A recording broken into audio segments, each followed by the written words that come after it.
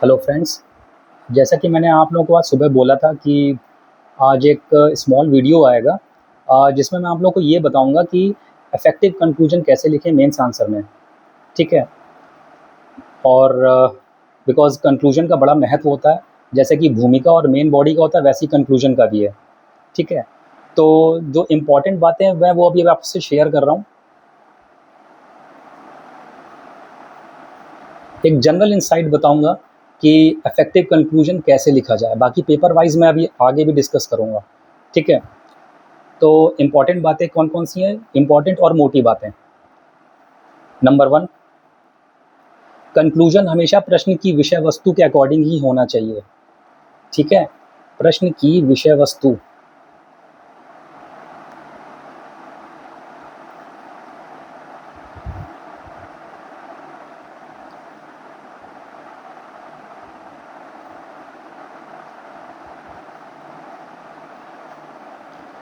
इसका क्या मतलब है? जैसे अगर मान लीजिए प्रश्न में पूछा गया, कुपोषण और पीडीएस में संबंध पूछ लिया आपसे।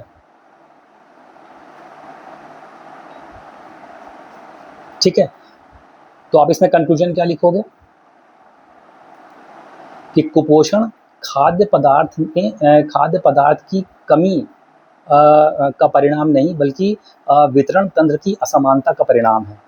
मतलब एक ऐसा स्टेटमेंट जो थोड़ा सा जान डाल दे कंक्लूजन में। ठीक है। तो थोड़ा सशक्त इस एक स्टेटमेंट आप लोग तैयार करिएगा, और बेटर यही होता है कि पहले से एक रेडीमेड इस कंक्लूजन आप लोग तैयार करके जाएं, वो ज़्यादा अच्छा होता है। ठीक है। दूसरा पॉइंट जो सबसे इम्पोर्टेंट है, आप लोग को वर्ड लिमिट हमेशा बना के रखना है। तो स्टैंडर्ड वर्ड लिमिट क्या होती है? अगर देखें, जैसे कि आपने टॉपर कॉपीज़ भी देखा होगा, कि स्टैंडर्ड जो वर्ड लिमिट वो लोग रखते हैं वो 10, 80 और 10 का रखते हैं। ठीक है। तो कंक्लूजन को इतना ही रखिए, ज़्यादा बड़ा करने की कोई ज़रूरत नहीं है। और इम्पॉर्टेंट बातें क्या क्या इसमें रखनी है वो मैं अभी आपको बताऊंगा। थर्ड, अगर मान लीजिए 8 नंबर वाले क्वेश्चन में, ठीक है, 8 नंबर वाले क्वेश्चन में अगर 2 डायमेंशंस हैं, ठीक है, और जो लास्ट वाला जो डायमेंशन है वो चैलेंज पूछ लिया। ठीक है। तो चैलेंज में क्या है कि आप लोग क्या करते हो, कभी कोई कोई जैसे आप लोग लास्ट वाला जो डायमेंशन अगर चैलेंज पूछा है तो उसको वे फॉरवर्ड आप लोग बताते हो और फिर कंक्लूजन लिखते हो। इसमें क्या है कि वर्ड लिमिट भी ज़्यादा जो होगी, और फिर आपको नंबर भी उतने नहीं मिलेंगे। तो बेटर ये जो इसका जो स्टाइल होता है वो यही होता है कि जो आप वे फॉरवर्ड आप जो बताने वाले हो वो कंक्लूजन में डायरेक्ट बताओ। मतलब समाधान के जो भी उपाय हैं वो आप कंक्लूजन में बता सकते हो। हाँ, 12 नंबर वाले, अगर 12 नंबर वाला कोई क्वेश्चन है उसमें चैलेंज है तो उसमें वे फॉरवर्ड आप लोग अलग से बता सकते हो। ठीक है। उसके बाद आप लोग कंक्लूजन दे दो। चौथा पॉइंट, कंक्लूजन हमेशा पॉजिटिव रखना है।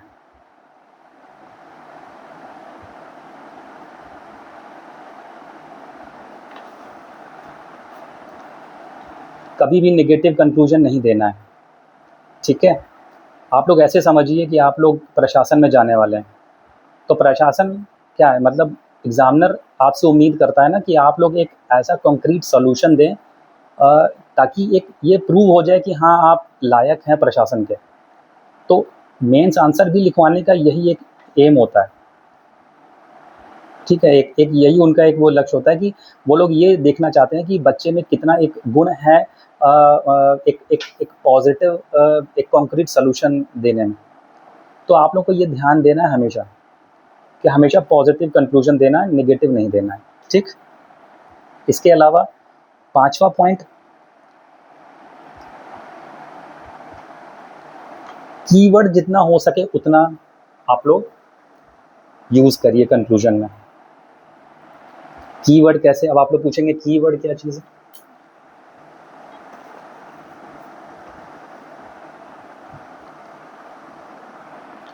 जैसे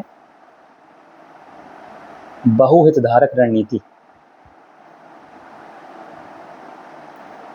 ठीक है, बहुआयामी रणनीति।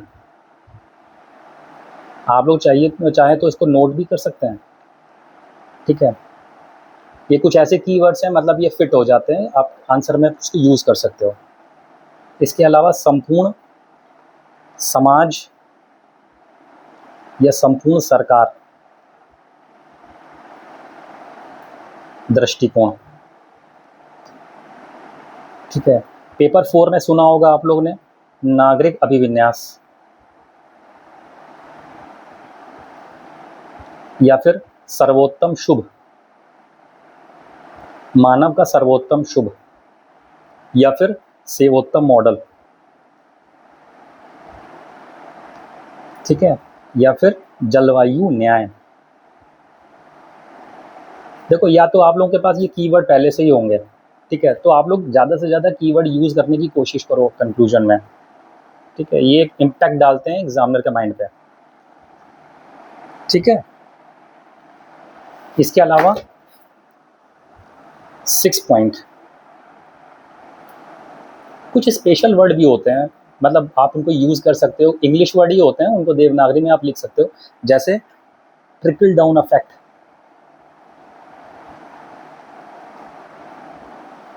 क्या मतलब होता है इसका? इसका मतलब होता है कि जैसे जो फायदा है वो ऊपर से नीचे जाता है, ठीक है। और इसी की तरह एक और होता है स्पिल ओवर इफेक्ट।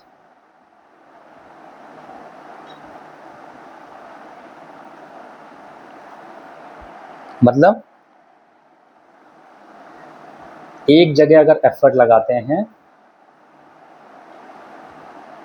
तो उसका जो फ़ायदा होता है, या उसको जो इफ़ेक्ट होता है, यानी फ़ायदा या फिर इफ़ेक्ट जो होता है वो दूर तक दिखता है, ठीक है। तो इस तरह के जो स्पेशल टर्म्स हैं, फ्रेजियल, ये आप लोग सीख सकते हैं। ये आप लोग कहीं नोट डाउन भी कर लीजिए, आगे कंक्लूजन में आप लोग यूज़ कर सकते हैं, ठीक।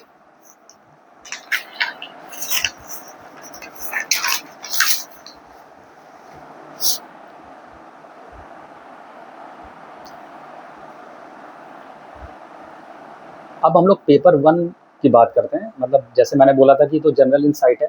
अब पेपर वाइज अगर बात करें तो एक एक करके मैं लेता हूँ, ठीक है।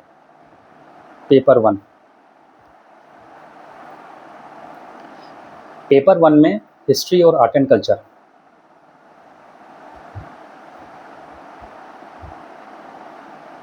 जहाँ तक मैंने स्टूडेंट से बात की, सबसे ज़्यादा उनको प्रॉब्लम हिस्ट्री और आर्ट एंड कल्चर के कंक्लूजन में आती है, ठीक है। तो सबसे पहले मैं आपको यही बता देता हूँ। देखिए, हिस्ट्री में कल मैं अभी इससे पहले जो वीडियो आया था हिस्ट्री के, जो मैंने भूमिका में क्या बताया था कि ज़्यादातर इसमें भूमिका में जो कालक्रम और जो समय आधारित जो तिथियाँ होती हैं वो हम लोग लिखते हैं भूमिका में, ठीक है। और सेम आर्ट एंड कल्चर में भी है, उसमें स्थान, क्षेत्र, या फिर जो कालक्रम, जो तिथियाँ होती हैं, समय, वो हम लोग अंकित करते हैं। कंक्लूजन की अगर बात करें तो थोड़ा सा डिफरेंट स्टाइल इसमें होता है। कंक्लूजन में कैसे करते हैं, जैसे मान लो क्वेश्चन आया असहयोग आंदोलन,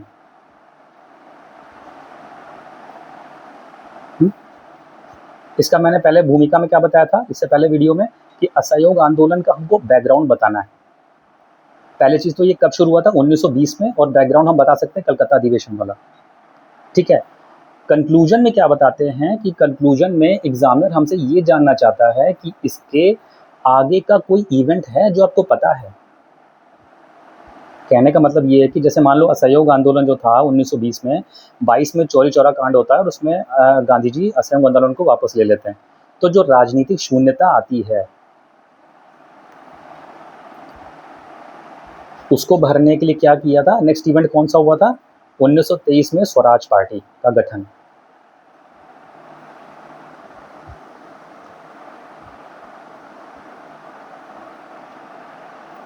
ठीक है।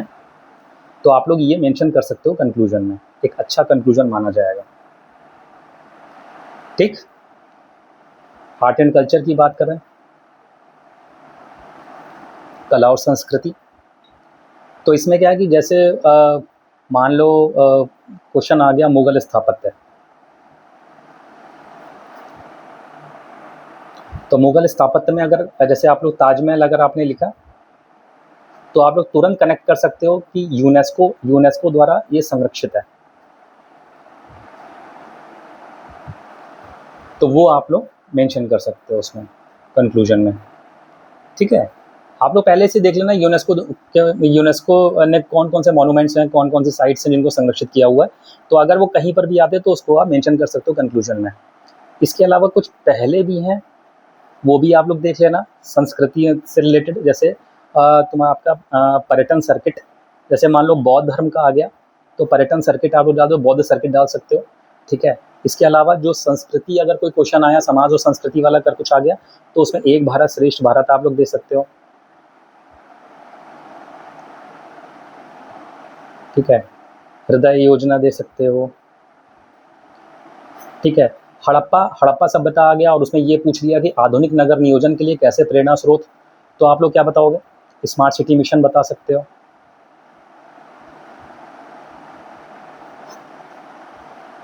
ठीक है, तो इस तरह से आप लोग आर्ट एंड कल्चर डील कर सकते हो कि इसमें जो अच्छा कंक्लूजन यही माना जाएगा। इसके अलावा एक स्टाइल और होता है आर्ट एंड कल्चर में, कि आर्ट एंड कल्चर में आप लोग डायरेक्ट पेपर 2 में जा सकते हो। जैसे उसमें आप लोग इसमें आर्टिकल भी बता सकते हो, आर्टिकल 49।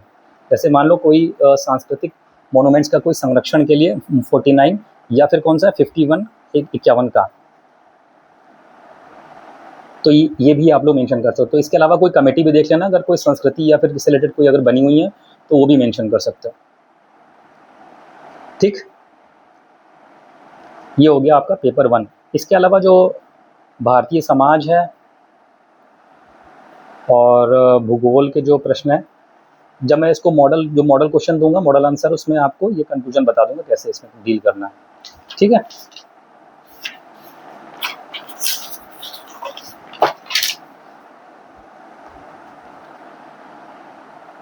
अब आता है आपका पेपर 2।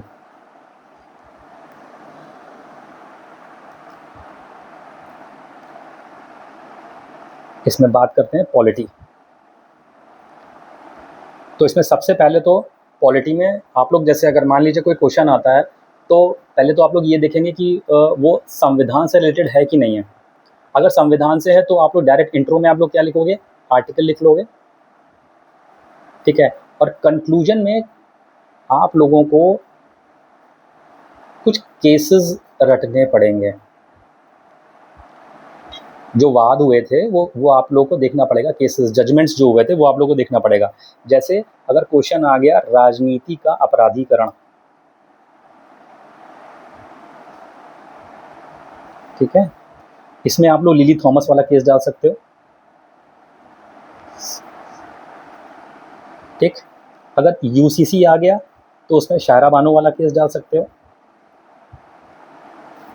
ठीक, इसके अलावा अगर दल बदल वाला केस आ गया, दल बदल अध्यक्ष का अधिकार स्पीकर का,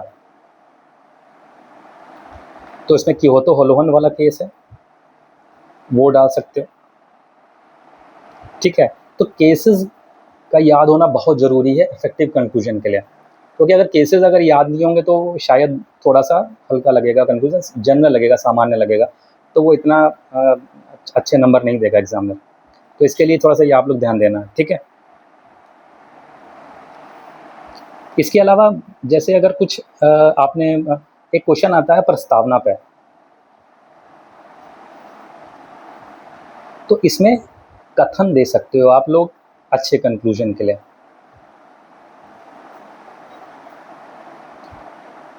कैसे दोगे आप लोग कथन? जैसे अगर प्रस्तावना का ही कोई क्वेश्चन आ गया तो आप लोग के मुंशी बता सकते हो। क्या कहा था इन्होंने? कुंडली बोला था इसको, प्रस्तावना को। इसके अलावा हिदायतुल्लाह जस्टिस हिदायतुल्लाह, इन्होंने क्या बोला था? आत्मा बोला था। ठीक है, और इसके अलावा कौन थे? एएन पालकी वाला थे, इन्होंने क्या बोला था? परिचय पत्र बोला था। तो ये कथन आप लोग देख लेना। ठीक है, इसके अलावा केसी वेयर और आइवर जेनिंग्स, इनके भी कथन है जो आप लोग यूज़ कर सकते हो अपने पॉलिटी के क्वेश्चंस में, ठीक है। इसके अलावा गवर्नेंस का अगर क्वेश्चन आता है, गवर्नेंस के क्वेश्चन कैसे डील करोगे आप लोग, इसके लिए देखिए थोड़ा सा एक माइंडफुल अप्रोच थोड़ा सा लेना पड़ेगा। इसमें क्या है, जैसे मान लीजिए सिटीजन चार्टर आ जाता है,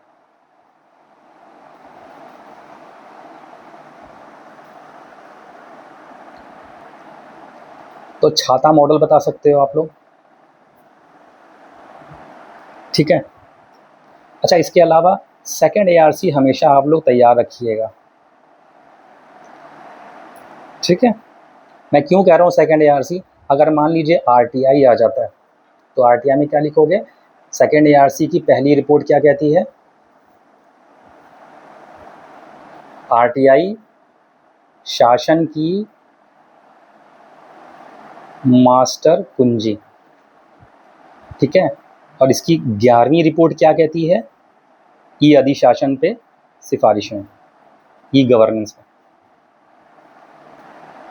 तो आप लोग ये देख लेना। इसके अलावा कुछ लॉ कमीशन की भी रिपोर्ट्स होती हैं, वो भी तैयार कर लेना इफेक्टिव कंक्लूजन के लिए, ठीक है। अब आते हैं आईआर पे। आईआर के लिए कैसे, इंडिया, अगर मान लो क्वेश्चन आता है इंडिया यूएसए रिलेशन, तो एक्रोनिम यूज कर सकते हैं हम लोग इसके लिए। कैसे, 3D अप्रोच लगा सकते हैं, डिफेंस, डेवलपमेंट और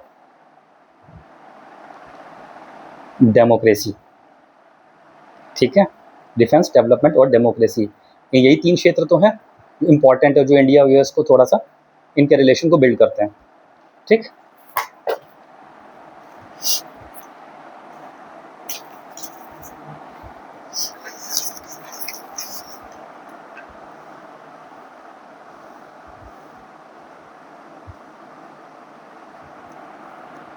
इसके अलावा अगर मान लो अगर क्वेश्चन आता है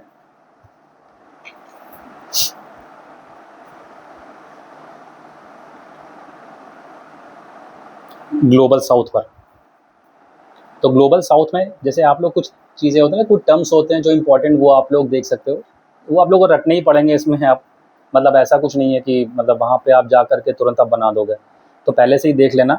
जैसे अभी एक मैंने याद किया था, असमानता, असमानता से समानता की ओर, प्रतिस्पर्धा से संयोग की ओर, और कमिटमेंट से कलेक्टिव प्रोग्रेस की ओर,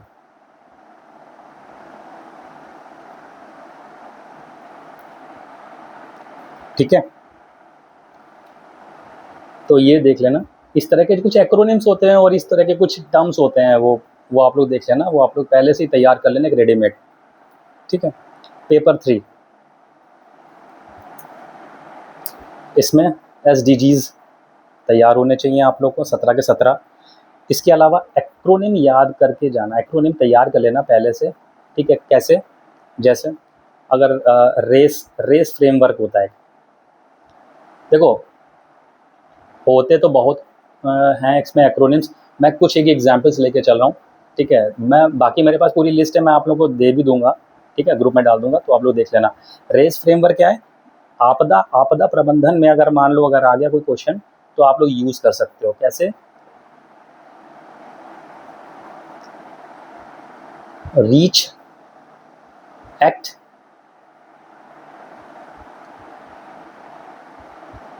कनेक्ट और इंगेज, ठीक है, ये आप लोग यूज़ कर सकते हो। इसके अलावा टैगलाइन देख लेना, टैगलाइन बहुत हैं इसमें, जो जनरल सब लोग यूज़ करते हैं, सबका साथ सबका विकास, सबका विश्वास, सबका प्रयास, तो इस तरह की टैगलाइंस थोड़ा सा देख के जाना,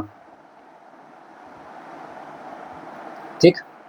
इसके अलावा कमेटी रिपोर्ट्स, अफस्पा पे कोई क्वेश्चन आ गया तो आप लोग VB जीवन रेड्डी कमेटी है ना, वो आप लोग डाल सकते हो, उसकी सिफारिश डाल सकते हो, ठीक है। इसके अलावा अभी अभी आप लोगों को पता होगा, जैसे अभी AI समिट हुआ था, ठीक है, तो प्रधानमंत्री मोदी जी ने क्या बोला था? People, planet and progress. तो इस तरह के जो एक्रोनिम्स होना ना 3P, 3D, 4C, वो आप लोग तैयार कर लेना उस हिसाब से, ठीक है। टेक्सटाइल पे जैसे कोई क्वेश्चन आ गया तो फार्म टू फाइबर, ठीक है, farm to fibre, fibre to fashion, fashion to folk, folk to foreign. तो इस तरह का पूरी चेन बनती है, वो आप लोग बना लेना, ठीक है। एक साइकिल टाइप की बना लेना, वो इस तरह की, वो काम दे देगा। इसके अलावा नक्सलवाद अगर आ गया या फिर कोई ऐसी हिंसात्मक गतिविधियाँ, तो इसके लिए रणनीति बनाई है ना। अभी रिसेंट में एक प्रहार रणनीति आई थी, और बहुत पहले आई थी समाधान एक रणनीति आई थी नक्सलवाद के लिए, ठीक है। तो वो आप लोग कंक्लूजन में मेंशन कर सकते हो, ठीक। अब आता है पेपर 4। ये मैं आप लोग को थोड़ा सा जल्दी बता रहा हूँ, थोड़ा सा अब लग रहा होगा कि सर ने बहुत ज़्यादा बता दिया इसमें, ठीक। तो ऐसा कुछ नहीं है। इसमें मैं आप लोग को जो इसमें एक्रोनिम्स हैं और कुछ की टर्म्स हैं वो ग्रुप में डाल भी दूंगा, ठीक है। वो आप लोग देखते रहना बाद में। और बाकी अगर किसी को कुछ और पूछना है तो वो मेरे को पर्सनल मेरे को कॉल कर सकता है, या फिर पर्सनल मेरे को मैसेज भी कर सकता है मेरे आईडी पे, तो मैं बता दूंगा उसको। इसके अलावा पेपर 4 में जो सबसे इम्पोर्टेंट होते हैं स्टेटमेंट्स। नेल्सन मंडेला का हो गया, गांधी जी, विवेकानंद, ठीक है, ये हो गया रूसो, प्लेटो, अरिस्टोटल, इन सब के स्टेटमेंट्स देख लेना आप लोग, ठीक है। इसके अलावा कुछ कीवर्ड्स हैं, जैसे मैंने पहले बताया था ना, नागरिक अभिविन्यास, और कौन सा हो गया, सेवोत्तम मॉडल हो गया, मानव का सर्वोत्तम शुभ, ये आप लोग यूज़ कर सकते हो। इसके अलावा अभी जैसे एडमिनिस्ट्रेशन में लोग प्रशासनिक अधिकारी में, है ना, प्रशासन, अगर कोई क्वेश्चन आ गया प्रशासनिक अधिकारी पर, तो मिशन कर्मयोगी, मिशन कर्मयोगी आप लोग यूज़ कर सकते हो, ठीक है। रूल बेस से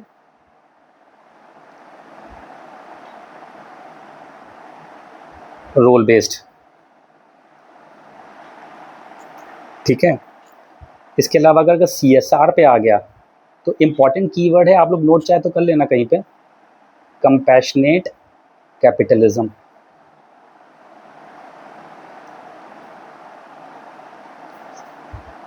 ये कीवर्ड आप लोग यूज़ करोगे, थोड़ा इम्पैक्ट डालता है एग्जामिनर पे, ठीक है।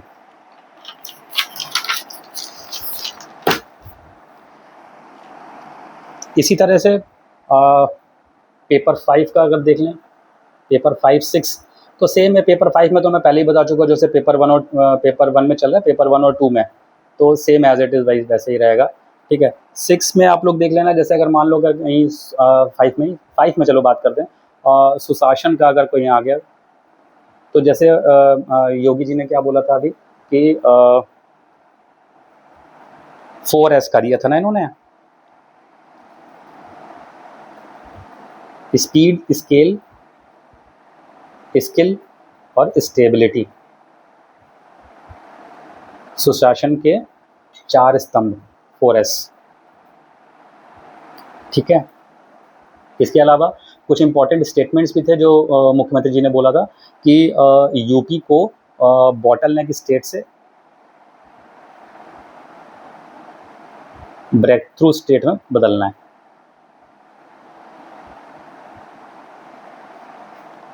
ठीक है। ये आप लोग कहीं नोट डाउन कर लेना आप लोग, ठीक है। और इसके अलावा टेम्पल इकोनॉमी,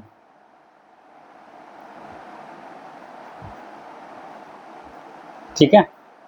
तो देखिए ये सब मैंने आप लोगों को बताया, ये सब कंक्लूजन के इंपॉर्टेंट टर्म्स हैं, कुछ मोटी मोटी बातें मैंने आप लोगों को बताई, है ना, कुछ कीवर्ड्स आप लोगों को बताए, एक्रोनिम्स बताए। तो चाहो तो आप लोग इसको नोट कर लेना, वीडियो देख लेना अच्छे से, ठीक है। ये आप लोग काफ़ी हेल्प करेगा बाद में मेंस आंसर राइटिंग में। और बाकी मैं आप लोगों को धीरे धीरे और भी चीज़ें बताऊँगा, ठीक है। आप आगे भी वीडियोज़ आते रहेंगे। चलिए ठीक है, थैंक यू।